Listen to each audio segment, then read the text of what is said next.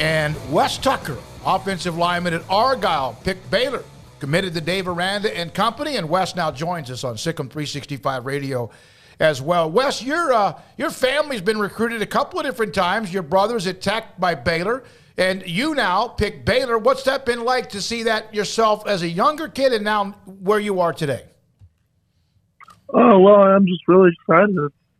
It's fun to be able to grow up in that process and watch my brother get recruited by numerous schools, and then now that it's my turn and I'm finally able to choose where I want to go, and so I've really enjoyed it. How much of when your brother was getting recruited, when you were around him and with him, did you kind of make mental notes for your own recruitment of places that you just liked when you went there, even though nobody was talking to you at that time?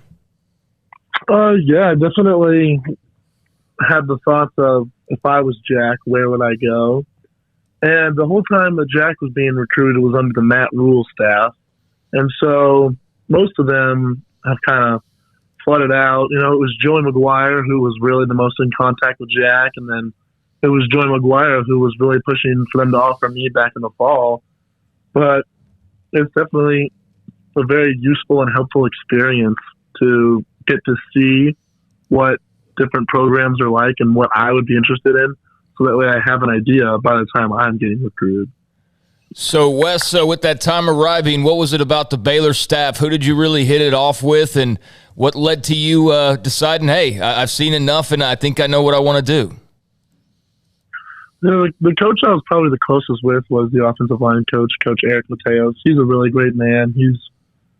We've been in contact since about this time last year, and then he's always shown me that Baylor would be a great place for me, and he wants me there. And then obviously I've spoken a lot with Coach Aranda. He's an amazing man. He's been very amazing to my family and I. And I also spent a lot of time talking to Coach Hunt and Coach Curtis.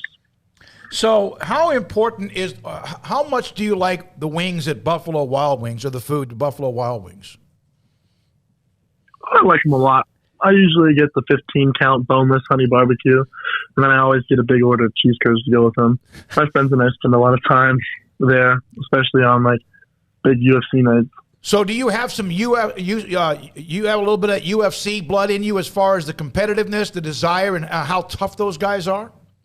Yeah, I'm actually a black belt in Taekwondo, which is a fun fact. But yeah, I'm definitely I would like to consider myself a fierce competitor. I like to go out there and hit people. You had plenty of foodies each there, too, as an offensive lineman. Huh? When did you get your black belt? How long have you had that? I think I've had it for about 6 years. How much do you use that in football terms, as far as some of what, at least the movements? Definitely helps with striking in terms of punching. You know, like a palm heel strike is almost the same thing as punching somebody when you're in a pass set. And then it definitely helped me a lot with like flexibility and mobility and agility and all that. How much is that something that coaches who have recruited you have brought up? Because I would say not only in terms of a skill set could that help you out, but just the dedication it takes to achieve something like that has got to be impressive to people. Yeah, usually whenever they ask like what other sports I've played, and I say basketball, baseball, taekwondo, they're like, oh, that's an interesting sport. Eric Mateos and what that offense did, Wes, as you know, last year with the offensive line that the year before had struggled, and what they did with the run game.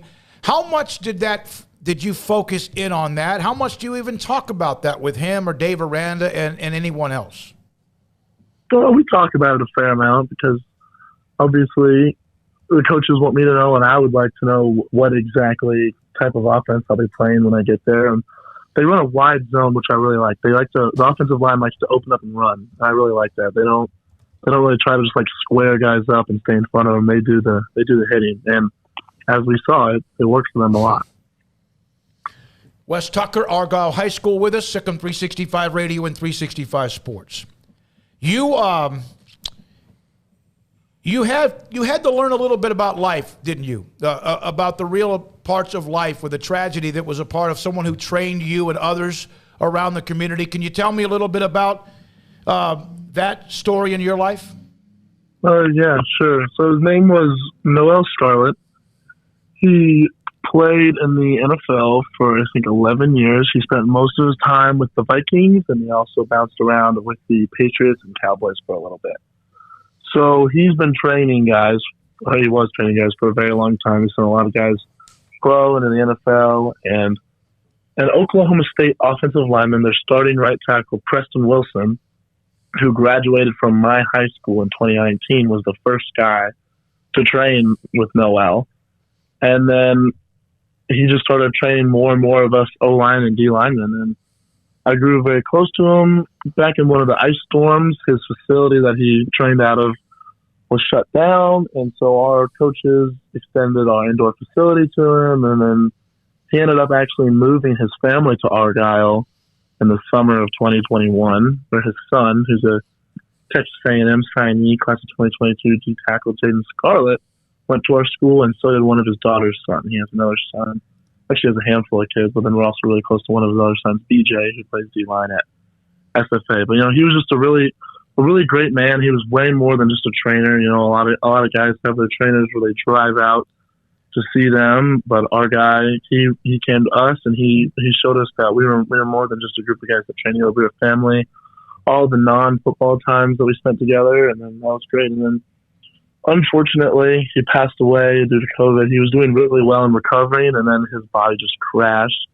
That happened in early September. It happened on a Wednesday night, and then the following Saturday, so 3 days later, was when I got the call from Coach Mateos, and he offered me. And so it was a really rough time for me, having lost probably the second most prominent male role model in my life besides my father. But I feel like Baylor offering me was a kind of a way of God, and Noel showing me that, like, hey, everything's going to be all right. That's amazing. That's an amazing story. And your commitment that you released, you are my driving force. You are my guardian angel. You got me here, and I'm doing this for you. I will miss you, love you every single day. And then, of course, you announced your commitment to Baylor, so the relationship must have been very, very strong as well. Argyle's pretty good in football, aren't they? You guys have piled up a bunch of wins. Great athletic department. I know the baseball team went to the state tournament recently as well last week. But just what's the pride of being a part of Argyle football? Well, Argyle as an entire community is very much a high standard and proud community. And obviously, it's our football program that gets the most attention. But we also send pretty much every team deep in the playoffs every year, if not winning a state championship year. The 2020-2021 school year, we won state in football, band, boys basketball, and boys and girls golf. And then this year, our band team won it. Our boys and girls basketball teams both went to the region tournament, and our boys and girls golf teams won the state championship. And then, as you know, our baseball team made it to the state championship. Mm-hmm. Let alone our very high academic prestigiousness, where we pretty much just kill it at every single UIL academic meet. Oh, yeah, we also had a girl win state this year in tennis. But no, being a part of this town is definitely not for the lazy and the unprideful. Especially those of us who have been living here for a while, who know the standard of excellence. And what a lot of people say about Argyle and what makes us so good at everything is it's a place where the school cares about the people and the people care about the school. Our town is not very big. I would say we probably have about 4,000 to 4,500 people living in our town, and we have our schools, and then we have a pizza restaurant and a CVS. Well, it's a very proud town, and you're right. I'm glad you went over the success because it's been amazing. Argyle's been winning basically in everything for a long, long time. Have you thought about what you're going to study at Baylor? Is that even on your mind right now? Yes, sir. I want to do business and construction management so I can become owner of a general contracting firm when I'm older. Oh, good business there. Mm-hmm. Yeah. Do you what did Jack say about your commitment? I saw your sister, I think, we treated your mom, your dad, they all, of course, very proud of you. What did you tell Jack when you committed to Baylor? Well, I texted him the night before because I committed. I told the coaches after camp on Saturday, and I knew I was going to commit before I even went there. And I just texted him, and I basically just said, "Hey, Jack, I'm going to be committing to Baylor tomorrow. I just want to let you know." And I mean, he's known for a while that I was like, he wanted me to go play at Texas Tech with him, but Texas Tech just was never the place for me. And that's no disrespect to Tech or any of the other schools that have recruited me. But if you look at my offers and everything, it would be pretty silly to not choose Baylor. Yeah.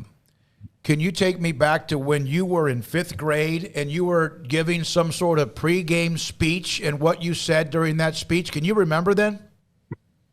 I think I know what you're talking about. It was against Sanger High School. And so I was born in Texas, but when I was 2, my family, we moved to St. Louis, Missouri and lived there for 9 years. And I started playing football in the 3rd grade. And then when I came here, we were expecting football to be huge, even at the youth levels. But I was one of the only kids on that team that had played football, like tackle football before then.